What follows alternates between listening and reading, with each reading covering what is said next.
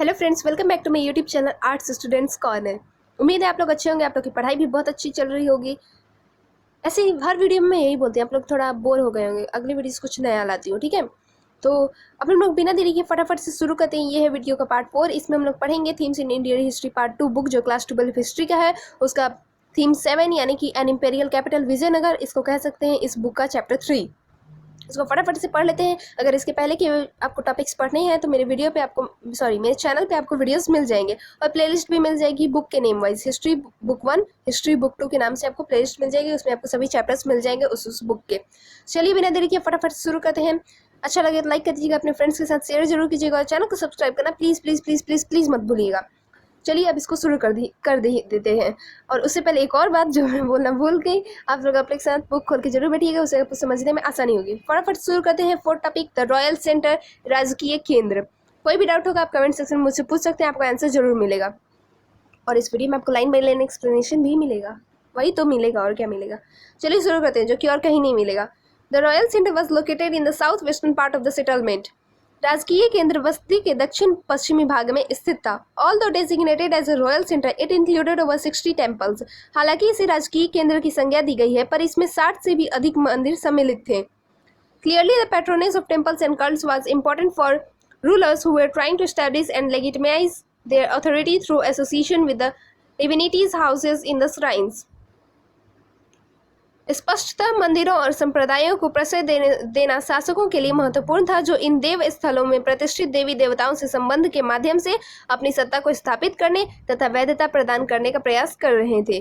About 30 building complexes have been identified as palaces. लगभग 30 संरचनाओं की पहचान महलों के रूप में की गई है। These are relatively large structures that do not seem to have been associated with ritual functions. One difference between these structures and temples is that the latter were constructed entirely of masonry, while the superstructure of the secular buildings was made of perishable materials. तो ये अब लगभग 30 संरचनाओं की पहचान महलों के रूप में की गई है। ये अपेक्षाकृत बड़ी संरचनाएं हैं जो अनुष्ठानिक कार्यों से संबंध नहीं होती। इन संरचनाओं तथा मंदिरों के बीच एक यह अंतर था कि मंदिर पूरी तरह से राजगिरी से निर्मित थे, जबकि धर्मेतर भवनों की अधिरचना विकारी वस्तुओं से बनाई गई थी। अब हम लोग इसका फर्स्ट सब टॉपिक पढ़ेंगे, द महानवमी डिब्बा। महानवमी डिब्बा।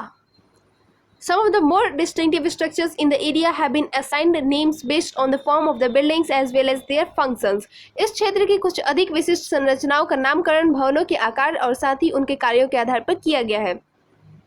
The King's Palace is the largest of the enclosures but has not yielded definitive evidence of being a royal residence.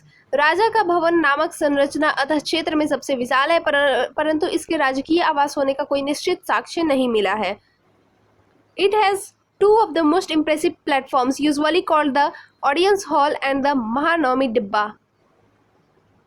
इसके दो सबसे प्रभावशाली मंच हैं, जिन्हें सामान्यतः सभा मंडप तथा महानवमी डिब्बा कहा जाता है। The entire complex is surrounded by high double walls with a street running between them. पूरा क्षेत्र ऊंची दोहरी दीवारों से घिरा है और इसके बीच में एक गली है। The audience hall is high platform with slots for wooden pillars at close and regular intervals. सभा मंडप एक ऊंचा मंच है जिसमें पास पास तथा निश्चित दूरी पर लकड़ी के स्तंभों के लिए छेद बने हुए हैं। It had a staircase going up to the second floor which rested on these pillars. The pillars being closely spaced would have left little free space and thus it is not clear what the hall was used for. इसमें दूसरी मंजिल जो इन स्तंभों पर टिकी थी तक जाने के लिए सीढ़ी बनी हुई है। स्तंभों के एक दूसरे से बहुत पास पास होने से बहुत कम खुला स्थान बचता होगा और इसीलिए स्पष्ट नहीं है कि यह मंडप किस प्रयोजन के लिए बनाया गया था। Located on one of the highest points in the city, the Mahanavami Dibba is a massive platform rising from a base of about 11,000 square feet to a height of 40 feet. शहर के सबसे ऊंचे स्थानों में से एक पर स्थित महानवमी डिब्बा एक विशालकाय मंच है जो लगभग 11,000 वर्ग फीट के आधार से 40 फीट की ऊंचाई तक जाता है। There is evidence that it supported a wooden structure. The base of the platform is covered with relief carvings. ऐसे साक्ष्य मिले हैं जिनसे पता चलता है कि इस पर एक लकड़ी की संरचना बनी थी। मंच का आधार उभारदार उत्कीर्णन से पटा पड़ा है। Rituals associated with the structure probably coincided with Mahanavami, literally the great ninth day of the 10-day Hindu festival during the autumn months of September and October, known variously as Dasahara, Durga Puja.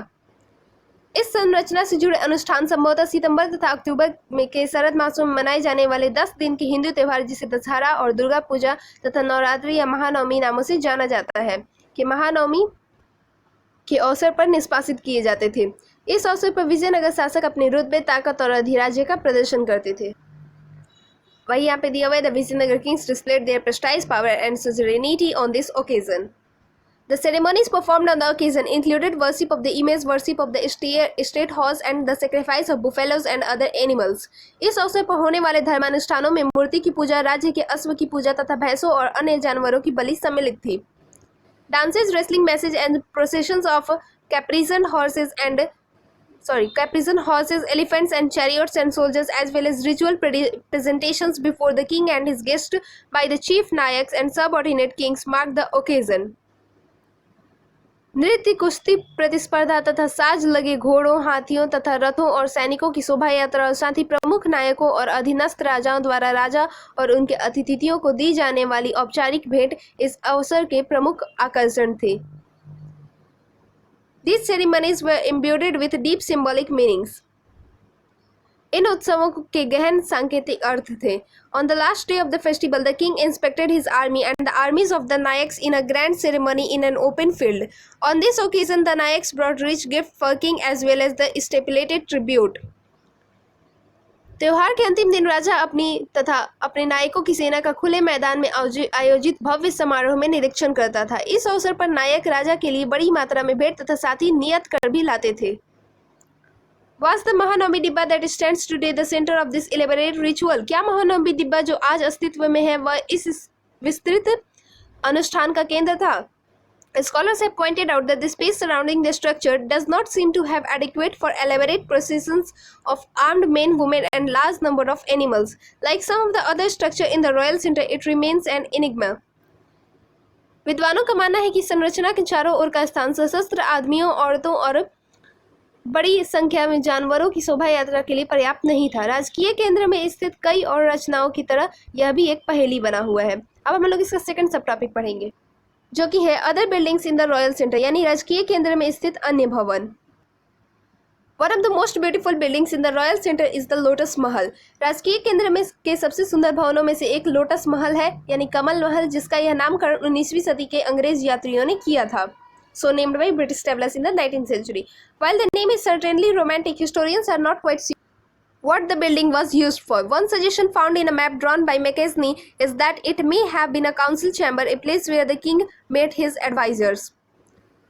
हालांकि यह नाम निश्चित रूप से रोमांचक है, लेकिन इतिहासकार इस बारे में निश्चित नहीं है कि यह भवन किस कार्य के लिए बनाया गया था।